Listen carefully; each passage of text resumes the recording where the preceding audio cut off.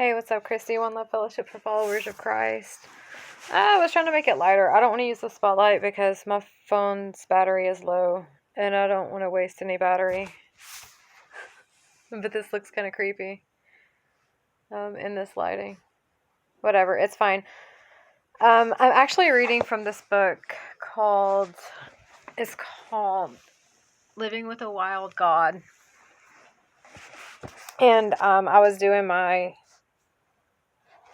hygiene routine, which I know it's like 6:30 in the morning and I should have been in bed ages ago, but this is what it is right now for me. Narcolepsy it's real.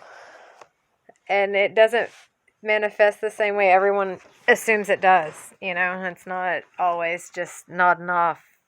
Like, the phrase that came to me was Sleepy Joe, but I don't think like that or talk like that, and I wouldn't want to be that disrespectful. But literally, people assume that narcolepsy is just you like nodding off. It's not. I don't experience it like that. Mine is a lot more cyclical, and it involves cycles of insomnia and cycles of hypersomnia. So, anyway, reading from this book, the chapter that I'm reading is chapter 5, All Alone. And I don't know if I want to read the whole entire chapter. Yeah, the whole chapter. It's quite a lot. I think I have enough. I think I have enough battery to get it in. Let's go ahead and read this whole chapter, all alone, because there's some really important parts in it, and I just feel like someone else needs to hear it tonight or today, this morning, whatever. Happy full moon, I guess. Okay. About 6 months into our life, and just some backstory on this, because this is chapter 5. I'm like halfway through this book. The author, Barbara Ehrenreich, I hope I said that right. I'm not sure. I haven't looked her up yet because I wanted to finish her book first before I look her up and research her. So I'm not sure if she's still living or not. If she is, I think she would be like in her 70s now or something like that. But she was raised atheist, and she has some conditions that weren't understood in her time when she was coming up in like the 50s and 60s.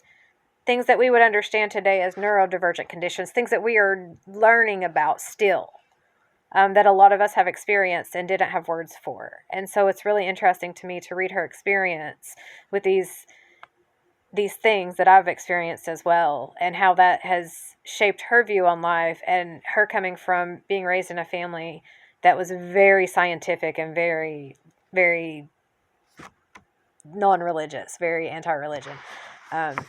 So anyway, I think it's an interesting read, and whether you believe or don't believe, I think it's always good to read a book that catches your eye, especially if it's only 75 cents in a used bookstore. So yeah. Okay, here we go. About 6 months into our life in California, they moved quite a bit when she was a kid. About 6 months into our life in California, I began to indulge in a long-running fantasy that I was the only person left alive on Earth, or at least for as far as the eye could see. I woke up one morning somewhere other than home. In the canonical version of the fantasy, I had an overnight babysitting job in a wealthy area like Beverly Hills, and rushed to my car, which was a nice fantastical touch right there. My car. To get somewhere I was afraid of being late to. Not to worry, the streets were completely empty, and the traffic lights were swinging dead on their nooses. Nothing came out of the car radio. The little plastic flags strung up around the used car lot still snapped in the breeze, but they might as well have been Tibetan prayer flags now, cleansed of all commercial significance. Before I could put together the idea of a disaster, there was a moment of exultation in the beauty of the abandoned world. Excuse me. It had always been there, of course. The still green mountains to the north, the fountains of Bougainvillea flowing down over walls, but usually hidden under a thick human crust of smog and significations. Now I realize the city is mine, the sky is clear, and promise glistens from the world like dew. I suppose it was the same feeling I might have had if I'd taken over a small plane and managed by sheer trial and error to get it up 1,000 feet or so off the ground before realizing that I had no idea how to fly. In the fantasy, it takes me less than a day to figure out that all other humans are gone, along with their clothing and ornaments, and without any sign of struggle or coercion. For the sake of convenience, their cars are not left at odd angles blocking the highways, but neatly parked in front of homes, keys still in the ignition. No clue remains to tell me where all the people have gone or been abducted. I know this sort of situation comes up all the time in science fiction stories, usually Edinburgh. I love her vocabulary. There are so many words in her book that I have to look up because I don't even know these words. Usually adumbrated. I feel so dumb, but I love it. I like to learn. By odd lights in the night sky, curious prophecies, and erratic readings on scientific equipment, but there have been no warnings.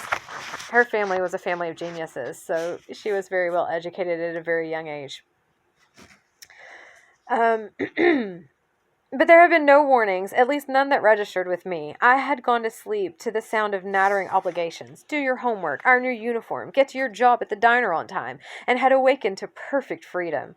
The first few days before the food begins to rot in refrigerators. Here's my take on this. If I could chat with her, I would be like, why does the food have to rot? If it's a fantasy, the energy can be infinite. It doesn't have to cut off. Like, you can just, like, keep it running. It's fine. The first few days before the food begins to rot in refrigerators, I take this as an opportunity for scouting and some light abstemious looting. Again, I love the vocabulary. The doors of even the grandest mansions yield to me. I walk from room to room, testing out couches so big they curve around to outline a room, picking up objects and putting them down. So this is what's left when you squeeze the human pulp out of the built and manufactured environment. The chitinous exoskeleton, the wooden fabric system of internal surfaces and props without which we would no doubt sag against the walls or collapse onto the floor. Without people around, furniture has nothing to do but bear witness to the structural inadequacies of the human body. How much padding, cushioning, embracing, enfolding, and supporting we had needed just to stumble about through our days. It's bordering on scripture. I'm not going to lie to you. This is a good memoir right here, even though it's not technically a memoir. There is very little among the rich material deposits left by my kind that I want to pack into the trunk of my car. A book here and there, some batteries, a can of smoked oysters. Sometimes I pause for an hour or so to read a diary stuffed in the back of a drawer, fascinated by the detailed yearnings and plans that have been so suddenly rendered inoperative. Abandoned pets can be a problem, yipping and demanding food, but there's not much I can do for them beyond hoping they meet their ends as peacefully as the tropical fish now dissolving in their elaborate tanks. See, that my fantasy would not have involved any of that. In my fantasy, everything would have been fine. They would have all been my friends. They would have all been fine. I sip creme de menthe, sample chocolates imported from Europe, try lolling on satin sheets. I didn't know lolling was a thing before we lolled, but apparently it was a thing. And then about a week after the disappearance of everyone else, the fantasy acquires a more anxious and compulsive edge. I realize that I have to establish a base. It should be a house with a swimming pool to serve as a cistern, and definitely with a wall around it to keep out the dogs, which having clawed their way out of their homes, are now beginning to aggregate into packs. The Church of all religions at first seems like a possibility because of its walls and freshwater lake, but it offers an insufficient view of the hills, and I need to monitor the entire horizon for any signs of activity. On the other hand, though, my base can't be so high in the hills that I won't be able to haul things up from the stores in the valleys by myself, in a shopping cart if necessary, because at some point my car will run out of gas and the tanks of other cars will empty through evaporation again. 858, why would that be a concern? If it's a fantasy and you're fantasizing, just let it be endless. What difference does it make? Why stress out your fantasy life with these practicalities? That's crazy. I have to start stocking my base with canned goods, candles, aspirin, sanitary pads, and whatnot, which means repeated forays into the stores along once busy streets, smashing windows with a hammer as necessary. Why would the stores not just be unlocked? That's weird. Why would you not just magically have the keys? I love you so much, but I wish we could have a discussion about this. This would be great. I feel like we should be friends. Okay, where were we? The worst are the supermarkets, once so enticingly bright that you never noticed the near absence of windows, but now impenetrably dark a few paces in after you get past the cash registers, cave-like and stinking of rotting meat. I would have never thought of any of those details. Power would have just stayed on. Inexplicably, it would have just stayed on. Miraculously. Because it would have just like magically been there when I needed it. Why not? You're the only person left. How can you run out of power if you're the only person left? That's so weird to me. But I get it. So what was this? Wish fulfillment? Horror movie? Both? I can still summon up the fantasy when I'm in LA, gauging distances and altitudes, worrying about the reliability of rainfall, and I realize today that it's a form of entertainment, a serialized adventure movie, which was probably its original function. At some point, when I was probably about 10, I had found out that there are settings in which you are not allowed to read. I know, it's so sad. So you have to develop a mental alternative to books. Yeah. Things might have been very different, for example, if my mother had not banned reading in cars, which she judged, perhaps rightly, to be conducive to nausea. Maybe I would know more today and probably would be a more practical person if I hadn't had all those empty hours in buses and cars to fill with my handcrafted fantasies. I read books anyway. They always told me I was going to ruin my eyes and make myself sick, and I was like, nope, I'm fine. High school was another side of unpredictable reading taboos, which I tried at first to circumvent by concealing my own book inside some useless shell of a civics book. When the teacher snatched my book, which was released only after some minor penance performed after class, I realized that I had to become fully self-entertaining. Let them jabber on about the tedious and unnecessary business of checks and balances, or the various branches of state and local government. You know what? I would have loved to have had a civics class, although honestly, I was so traumatized in high school, I probably wouldn't have learned anything if we'd had it. Why did the adults in my life demand so much attention anyway? "Are you listening, Barbara?" was one of their favorite inquiries, followed up cleverly by, "Then what did I say?" Sometimes their eyes bulged out so far when they asked those questions that I wondered whether the attention they needed wasn't medical.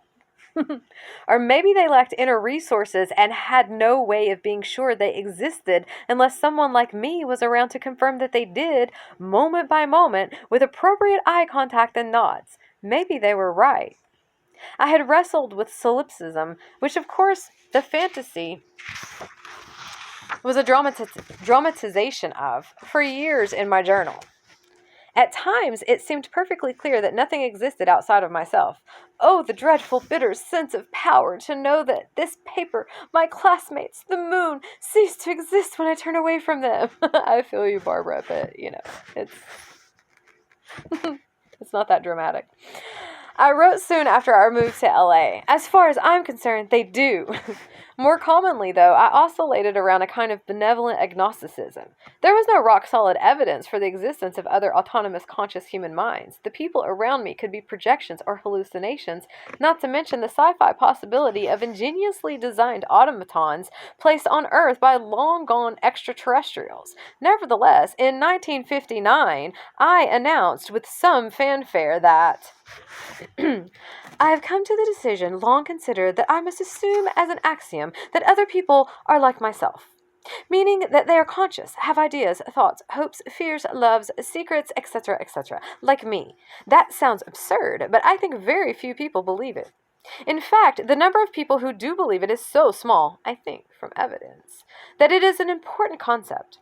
Now, I know I cannot prove this, or ever know for sure, but it seems to me that it is essential in any dealings with other people to assume it, the consciousness of others.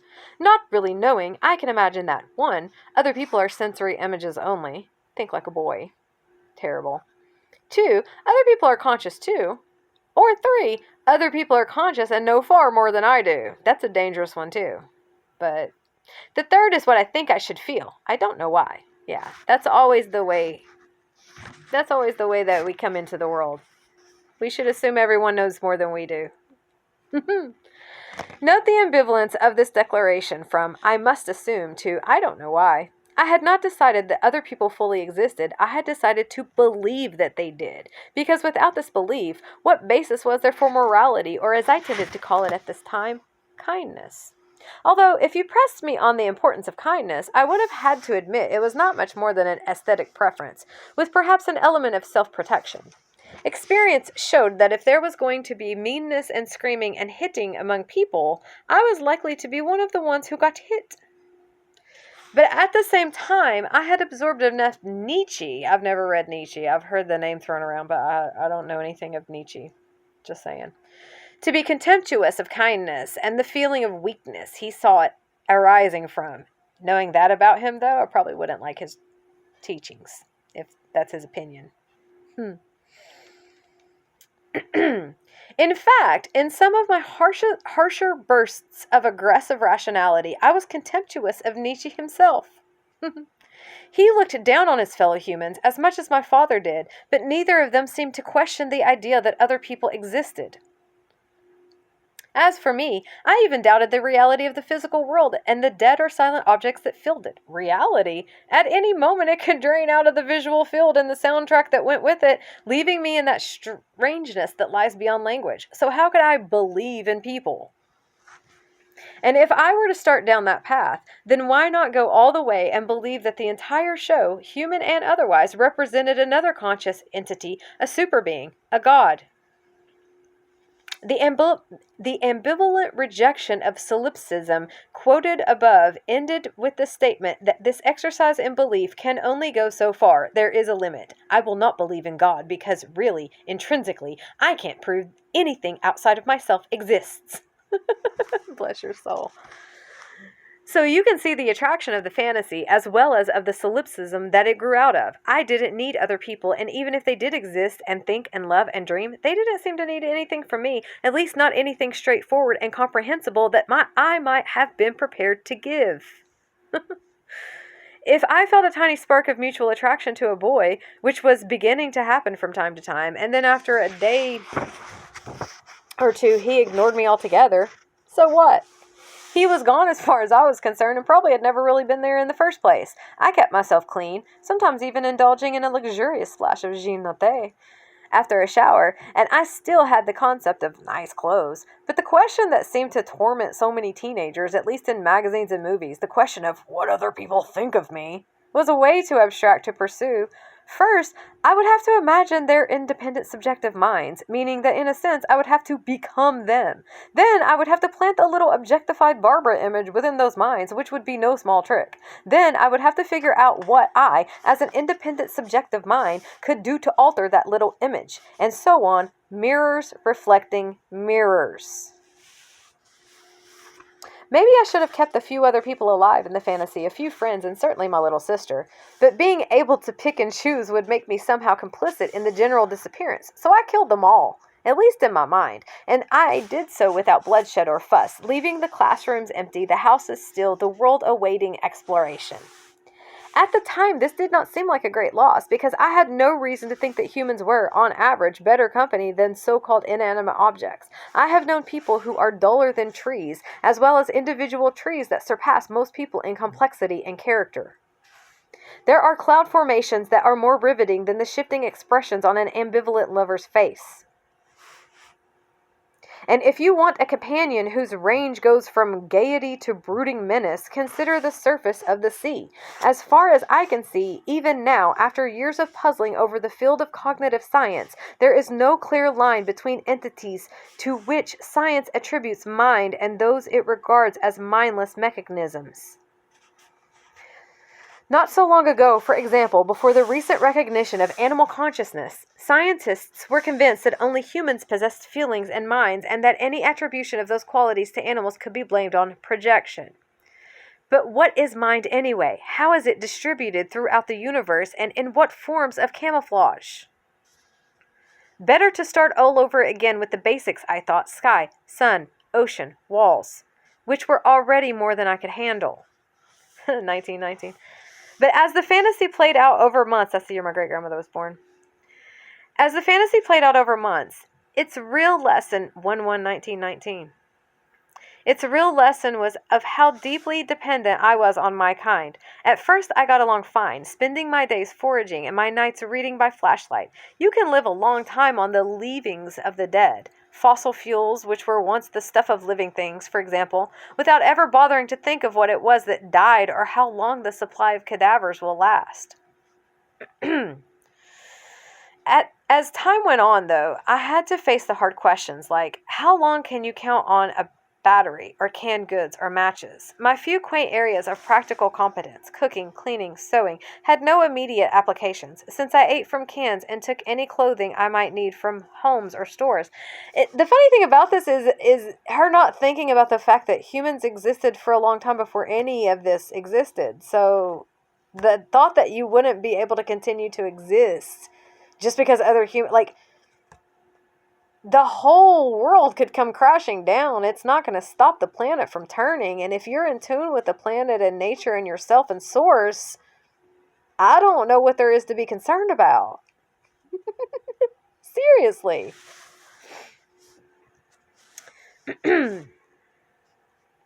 Vacuum cleaners, of course, no longer ran, nor was there spare water for scrubbing. Now, what I needed to know were the mysteries of human technology. How do you change a tire, fix a car, repair a broken gate, make a fire that will last throughout the night? Maybe all these things had been taught in school while I was secretly reading novels. Or maybe they had been taught only to boys. If I hadn't killed my mother along with everyone else, finally shut her up once and for all, this would have been her opportunity to say, see, you always thought you were above it all, and look how useless you've turned out to be. 21. She would have been right. For all that my parents impressed on me the dignity of labor and the wonders of practical ingenuity, I had never fully noticed the huge human mobilization that was required to keep me alive day after day. Never pictured the frame workers, the meat packing plants. Oh yeah, see, we knew all about that stuff. That's where we came from. The truck drivers restocking the stores, the store workers restocking the shelves. Yeah, see, I've been in all of that, and that's all I've ever known. I know nothing of your world of luxury and science and technology and access to the finer things in life. If you're going to be a solipsist, at least a principled one, you better know a thing or two about subsistence farming, and how to put together a simple circuit. The real blind spot in my actual pre-apocalyptic life, where water flowed reliably from taps and the refrigerator always held fresh food, was my failure to acknowledge or account in any way for what kept my mind alive. Forget emotional support, which as far as I know had not yet been invented. What I needed was a steady supply of novels, philosophy, science updates, random shreds of information, and I needed it in the way any warm-blooded mammal needs food. And if I was the only indisputably conscious being in the universe, where the hell did I think all that philosophy and science and fiction was coming from? There is only one reference in the journal to an author as a human being with a life apart from his writings. And that was a mention drawn from the introduction to one of his books, of Dostoevsky's, I hope I said that right, being condemned to death, dragging in front of this firing squad, and then inexplicably allowed to live. This greatly impressed me, but did it lead me to acknowledge Dostoevsky's independent existence as a person with more imagination and depth than myself, and Nietzsche, who, for all the bits and pieces I'd read of his, for all the times I silently argued with him, did I have any idea who, or to be perfectly rigorous about it, what he was? The crazy thing about it to me is, like, on some level, I always knew and understood myself and who I am and what my role is to a certain extent. Like, do you know what I mean? Like, I understood my calling, my spiritual rank, my place. But, like, I also never took it for granted, and I never assumed that I, like, was above other people or understood things better than other people. Like, on some level, I knew that I did. I knew it. Capital K knew that, like, I understood things on a level no other human was capable of understanding them. But at the same time, I never thought that. Like, I never assumed that there wasn't another human on Earth who could understand things and be equally as capable as I am, if not potentially more so. So I don't know if the difference between us is the Bible and a Christian upbringing. I don't want to assume that, because I don't really consider my upbringing to be all that Christian per se. You know, that's just one element of it. But it makes me wonder if being raised without it, completely without it,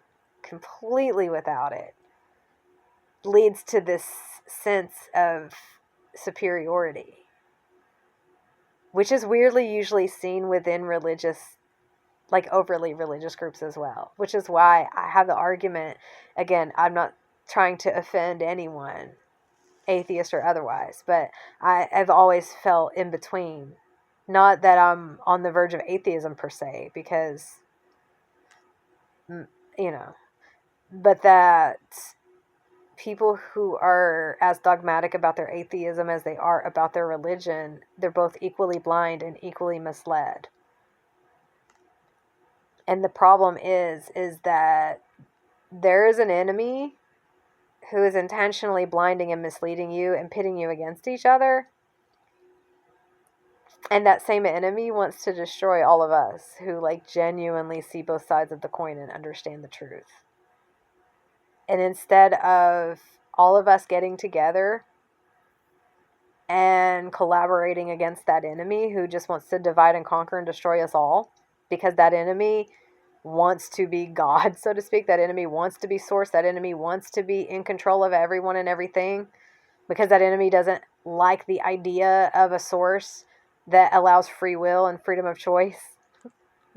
What's wrong with you? Why would you worship a God who doesn't? That's weird. Yeah, so anyway. I cannot easily account for this blind spot today or begin to reconstruct the intricate mental devices with which I tried to fill it. Nietzsche and all my other sources could be nothing more than projections of my own mind, or, to put it more impersonally, dust devils that arose within the storm of neuronal firing that was my conscious life. This is what the solipsist is left with. Some vast undifferentiated substance containing both the I and the everything else. Maybe there had once been some sort of rupture between the I and the rest of it, that my quest for truth was simply the desire to heal. That's how you know you're not mentally ill, is if you actually have a desire to heal.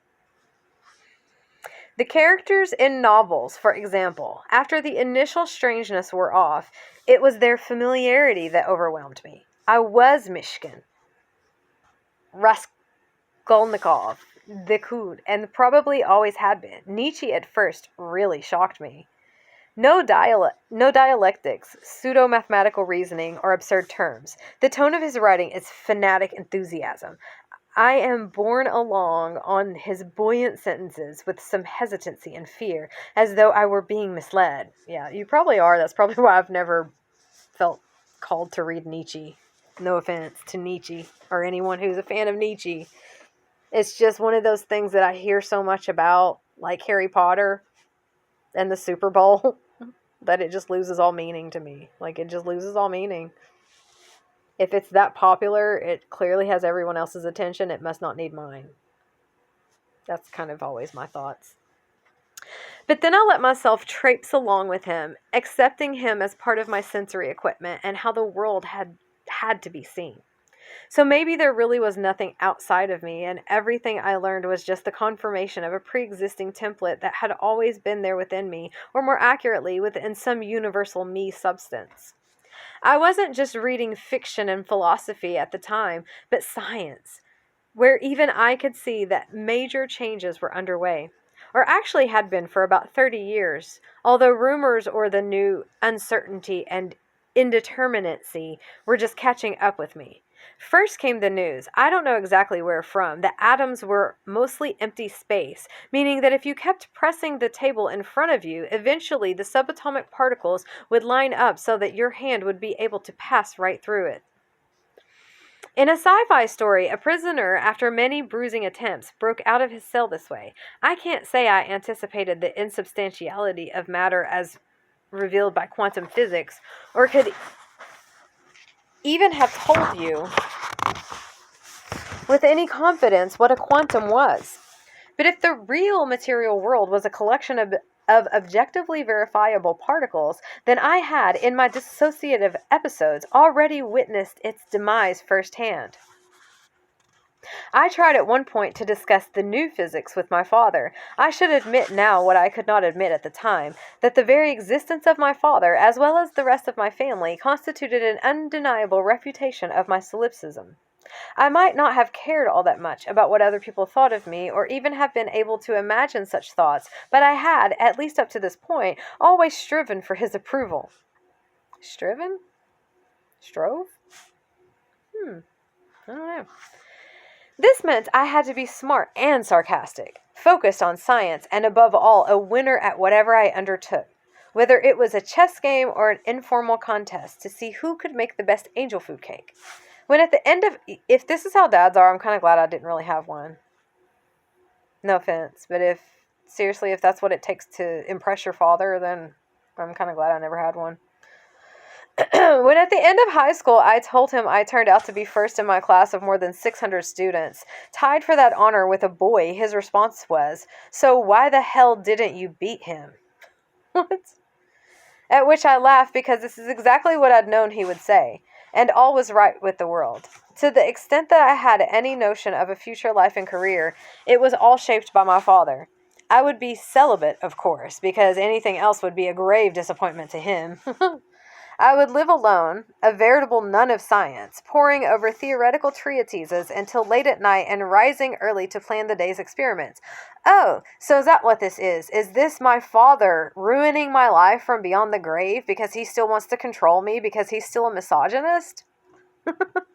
Even though I was robbed of the inheritance that he supposedly left me? No offense, sir, but why? Why would I look up to you and respect you at this point? If you've had all this power and you've allowed all these things to happen to me, and you've seen this happen, and you've seen this unfold, and you know how I've been wronged, please explain to me how you've protected me.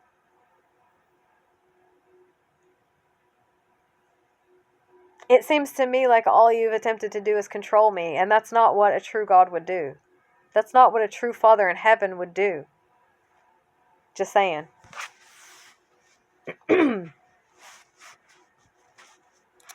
Where were we at? It was a Saturday morning, and he was going over some papers at the dining room table, which was also the only communal workspace, and the surface where my mother laid out her patterns and sewed, when I slipped into the chair across from him and raised an urgent question about electrons. There must have been some contextual small talk, or at least some wily preliminaries on my part. Maybe he asked me how school was going. Science in particular, and that provided enough of an opening for me to bring up the odd fact that I had been fretting about for several weeks now, that an electron could be in two places at once. What could that mean? How was one to picture such a thing? At first this looked like something he could handle. With his right nostril widening toward an incipient sneer, he launched into one of his perorations. I'm so ashamed of my vocabulary reading this book. It makes me so sad to be so illiterate. On wool gathering.